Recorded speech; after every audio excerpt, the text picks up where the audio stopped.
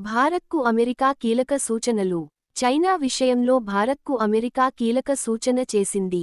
Dragon కంట్రీతో ఎల్లప్పుడూ అప్రమత్తతతో ఉండడం మంచిదని హెచ్చరించింది.